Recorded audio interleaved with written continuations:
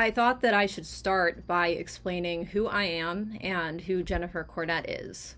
And for people who are new here, you probably haven't heard too much about my side of the story other than what people incorrectly report, because it is incorrectly reported all over the place. My name is Monica, and I dealt with Jennifer Cornet in the Hannibal fandom when she was in it through 2013 to about 2016, and I ran into her around 2014. Jennifer is pretty infamous in the Final Fantasy VII fandom because she ran a cult house, and there is a lot of information about that. And fortunately for that person, all they had to do was write it down, and people took it as the gospel truth and didn't question it. As for me, when I tried to tell my story, it was immediately met with skepticism and detractors and doubters and people who wanted to spread rumors about me and say that I was lying or I was just jealous because I wanted to be Jennifer, or some people claimed that I am Jennifer, which doesn't make any sense whatsoever. What happened is kind of a long and complicated story. So because it takes place over the course of about a year, maybe a year and a half, there are a lot of details and there's a lot of things to cover with this. But I'll start with the fact that Jennifer had this cult in the Final Fantasy VII fandom, which she brought over to the Hannibal fandom.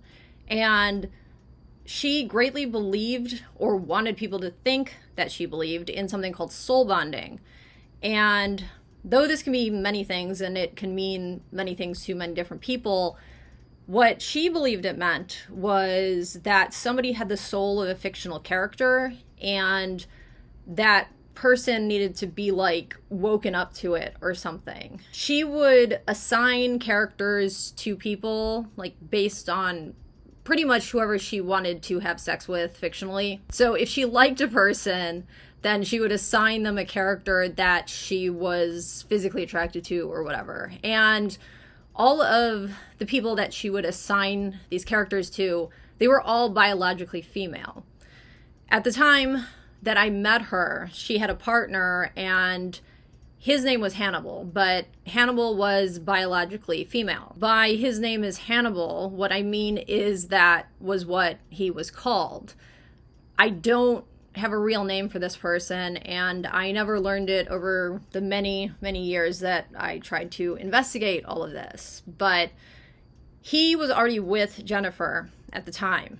And then there was someone named Roxy, who was assigned the character of Will Graham.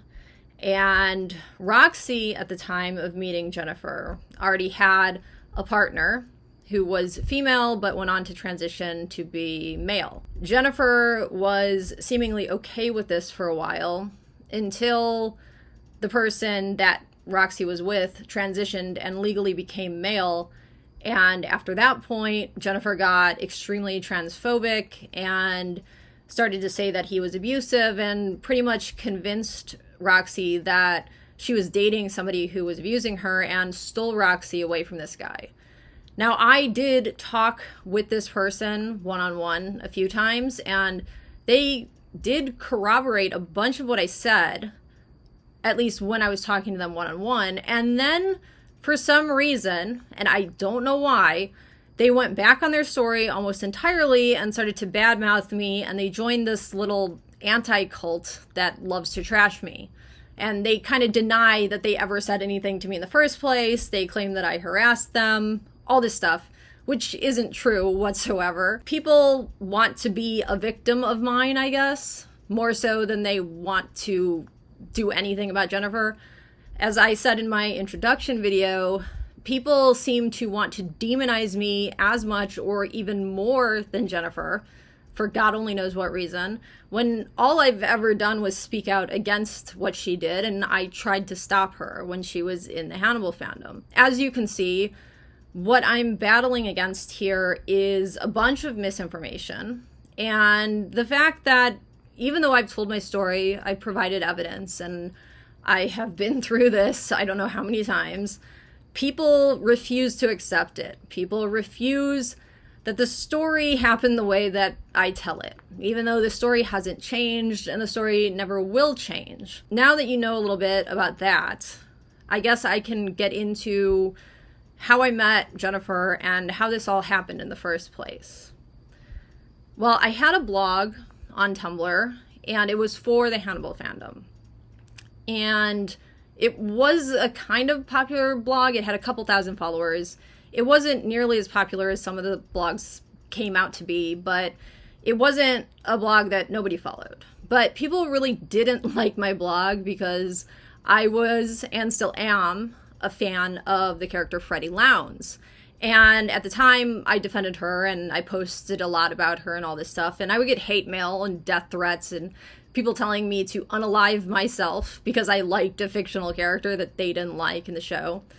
So eventually I just kind of was like, I'm tired of this, like, so much hate and so much stupidity over a fictional character on a TV show, and I just got rid of my blog. But by that point, I kind of had this reputation in the fandom of being like this horrible asshole, even though all I ever really did was defend myself.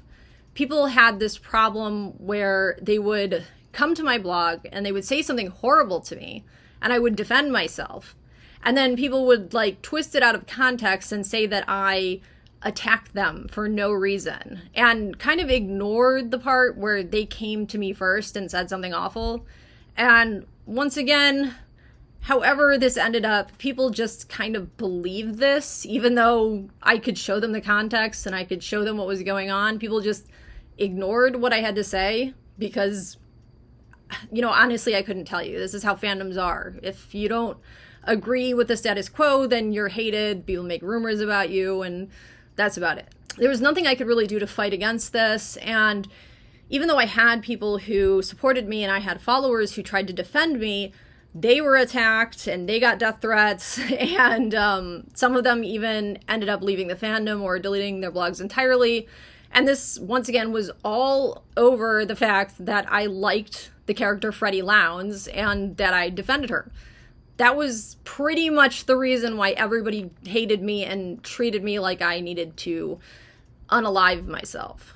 After getting rid of my blog, I thought that would kind of be the end of it, but I was still interested in the show, and I was still watching it, but I kind of didn't like the direction it was going in because it was getting a bit too fan service-y for my taste.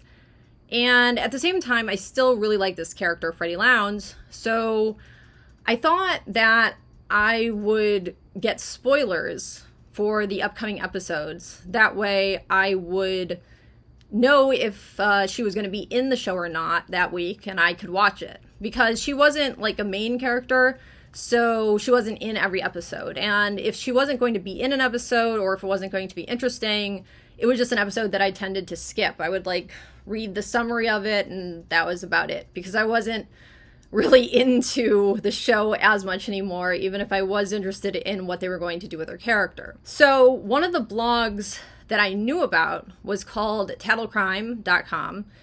And I knew about her because another blog that I constantly fought with and spread a lot of vicious rumors about me, she always was promoting this blog and trying to get its attention and whatever, because TattleCrime.com, this blog and this website, claimed that they were official to the TV show and they were official to NBC, and they knew Brian Fuller and they knew the cast, and they portrayed themselves as somebody who was part of the official production, which wasn't true, but nobody had any reason to think otherwise at the time because these Twitter accounts followed her, and she did seem to get attention from these people. Hello, Freddie. Thank you so much for supporting us and writing all those brilliant articles on TattleCrime.com. You've been fantastic, and I can't tell you how much I appreciate it. So hopefully next year we'll see you at the Comic-Con.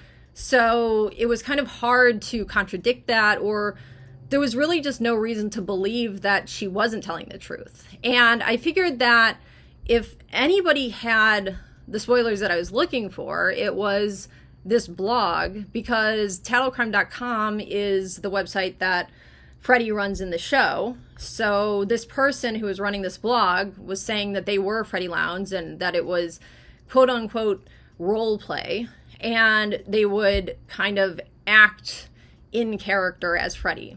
Except for they weren't very good at it, and they never really acted like Freddie. They just kind of acted like themselves. But it didn't matter. I didn't like the blog very much, but I knew that this person had information, and I just wanted spoilers. So I made a new blog, and I started talking to this person who only went by the name Freddie at the time. She didn't want to talk to me because of my reputation in the fandom already, which was, well, a bunch of lies and hysterical idiots saying that I did this, that, and the other, and I never actually had.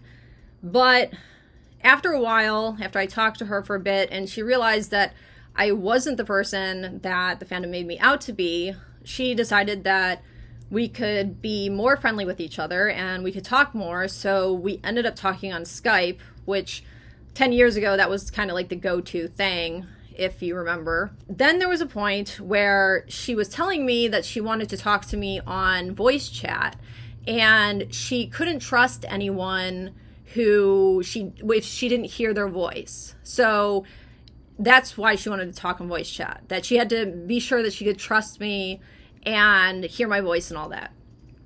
So that day I signed on to Skype and we did a voice chat and we talked for a couple hours, and she tried to be in character like the whole time. I mean, like I said, she never actually was in character. Like, if you know the character Freddie Lounds from the show, Jennifer, who was pretending to be Freddie, never ever acted like that character. Like, she would pick and choose very like weird niche things that Freddie kind of did and then kind of incorporate that. But for the most part, Jennifer wasn't role-playing. She was just being Jennifer and calling herself Freddie. She had everyone convinced that her real name was Freddie.